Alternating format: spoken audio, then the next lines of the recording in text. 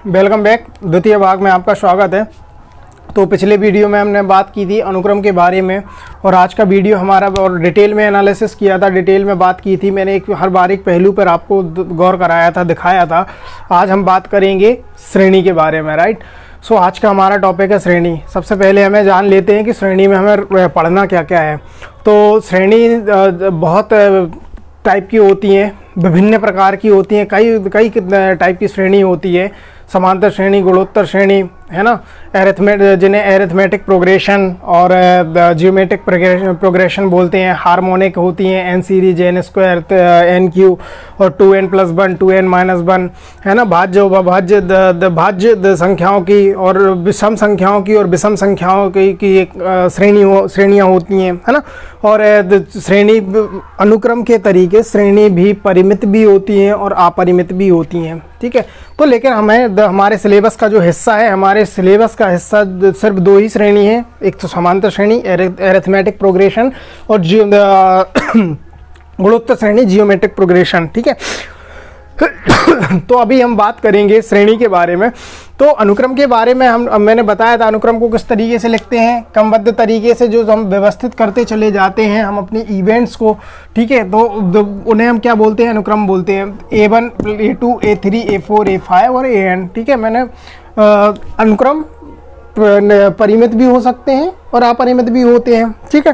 तो ऐसे ही कुछ श्रेणी के बारे में है। अब श्रेणी को हम किस तरीके से लिखेंगे, श्रेणी को लिखने का जो तरीका है वो ये है। अगर मैं पहले गणितीय भाषा की मैं बात करूं तो अगर मैं किसी अनुक्रम में, ठीक है, किसी अनुक्रम में प्लस साइन को ऐड करता चला जाता हूं, हर पद के बाद प्लस का साइन ऐड करता चला जाता हूं, या गणितीय भाषा की बात करें, अनुक्रम को इस व्यंजक के तौर पर प्रदर्शित करना या लिखना श्रेणी कहलाता है, ठीक है। अगर मैं इस तरीके से लिखता हूं तो ये श्रेणी है, ठीक है। तो अब इसमें जान लेते हैं सबसे पहले श्रेणी भी क्या होती है। जैसे ये मैं nवें पद की मैं बात कर रहा हूं तो ये क्या है, परिमित श्रेणी है, ठीक है। ऐसे ही बात मैं करूं अपरिमित की, तो अपरिमित श्रेणी कुछ इस तरीके से होती हैं। A1 + A2 + A3 plus up to so on, ठीक है। सो ये क्या है, अपरिमित श्रेणी है। अब हम बात करते हैं अपरिमित श्रेणी, ठीक है। अपरिमित श्रेणी और इनफाइनाइट सीरीज बोलते हैं इनको, ठीक है।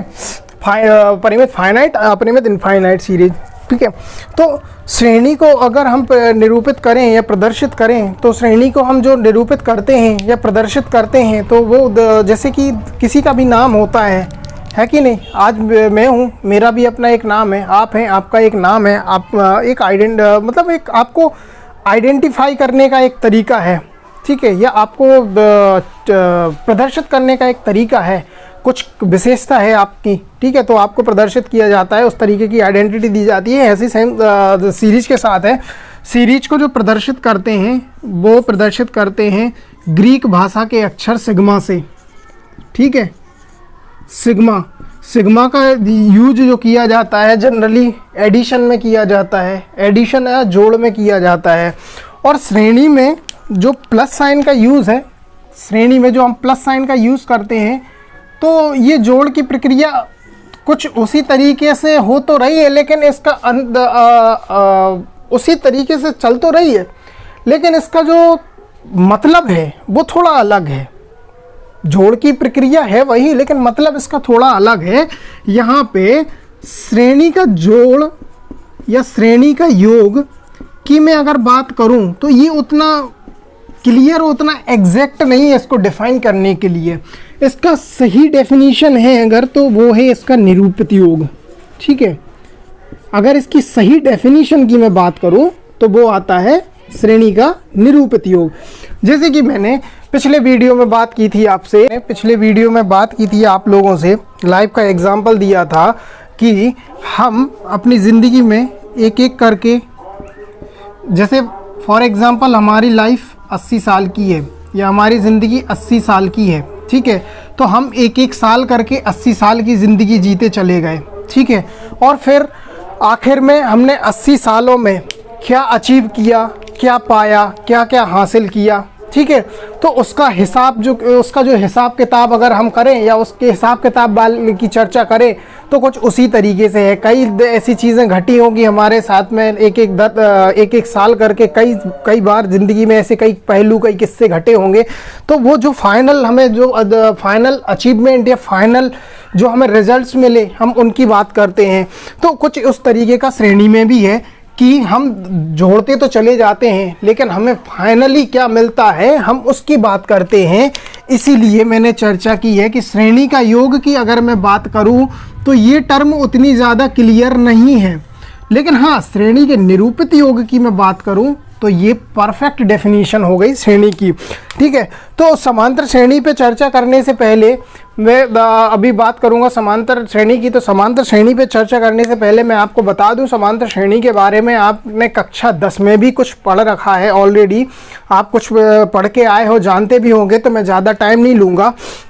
तो समांतर श्रेणी जिन्हें कि मैंने अभी बताया था, क्या एरिथमेटिक प्रोग्रेशन भी बोलते हैं ना समांतर श्रेणी, और इन्हें बोलते हैं एरिथमेटिक प्रोग्रेशन, ठीक है, एरिथमेटिक प्रोग्रेशन, ओके। सो समांतर श्रेणी में सबसे पहले हम इसकी डेफिनेशन पे जाते हैं। समांतर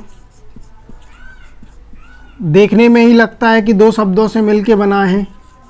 सम धनांतर मतलब समांतर श्रेणी के दो पदों के बीच का जो अंतर होगा, पहले और दूसरे, दूसरे और तीसरे, तीसरे और चौथे, चौथे और पांचवे, मतलब जो प्रत्येक पद कंसेक्यूटिव, मतलब आगे आने वाले पद, आगे वाले और पीछे वाले पद के जो बीच का अंतर होगा वो सम होगा या बराबर होगा, एक समान होगा। सो इसलिए इसका नाम दिया गया है समांतर श्रेणी, ठीक है। अब समांतर श्रेणी में समांतर श्रेणी में अगर मैं बात करूं A1, A2, A3, अगर मैं परिमित समांतर श्रेणी की बात करूं, AN पदों तक की मैं बात करूं, तो इसमें आपने ऑलरेडी पढ़ा है। A1 क्या है आपका, प्रथम पद है, ठीक है।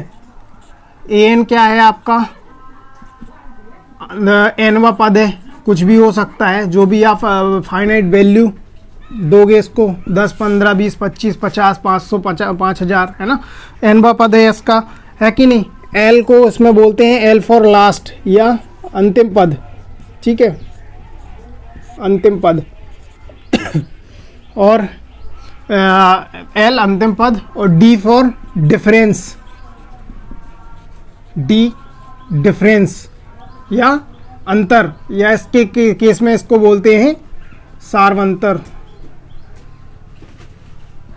सार्व मतलब सभी का अंतर ठीक है तो सार्वंतर बोलते हैं, सर्वांतर बोलते हैं इसको, सार्वंतर बोलते हैं, ठीक है।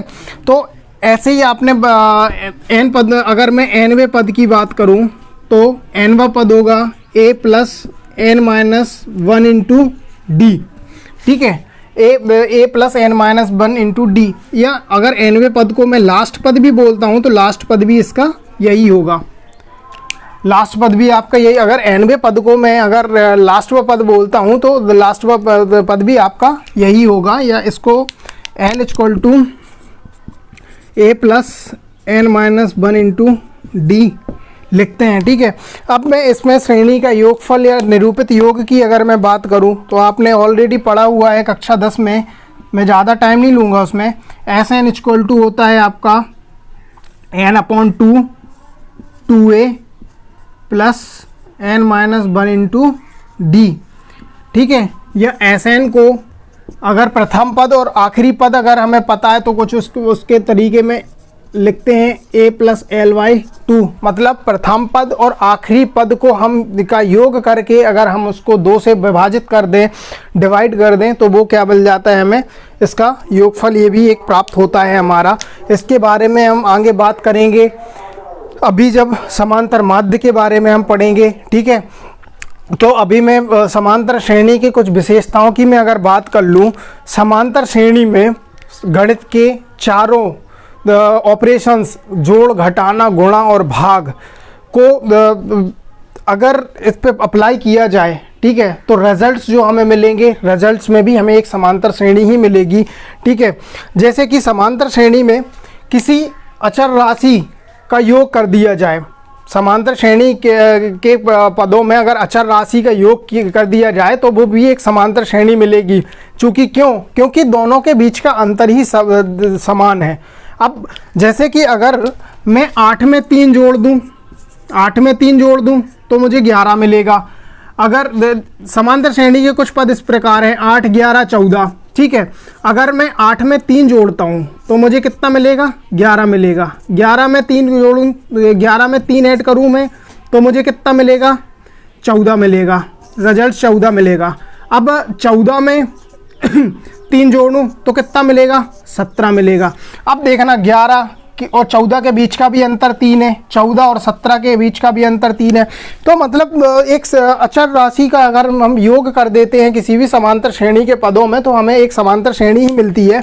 ऐसे ही चाहे एक मतलब समांतर श्रेणी के पदों में एक अचर राशि को अगर हम घटा भी दें तब भी हमें एक समांतर श्रेणी मिलेगी, चाहे इसमें गुणा कर दें तब भी एक हमें समांतर श्रेणी ही मिलेगी, और एक अशून्य अचर राशि से हम विभाजित करें तब भी हमें समांतर श्रेणी ही मिलेगी, ठीक है। तो ये बात हो गई समांतर श्रेणी के बारे में। अब हम आगे पढ़ेंगे गुणोत्तर श्रेणी के बारे में। चूँकि अस्वस्थता के चलते अभी मैं आपको ज़्यादा टाइम नहीं दे पाऊँगा, ज़्यादा नहीं पढ़ा पाऊँगा। बहुत जल्द मैं अगला वीडियो दे दूँगा, उसमें आपको पूरा थ्योरी पार्ट क्लियर करा के कुछ न्यूमेरिकल्स भी आपको सॉल्व करा दूँगा। सो लाइक करते रहिए, कमेंट करते रहिए, शेयर करते रहिए, सब्सक्राइब करते रहिए। Thank you.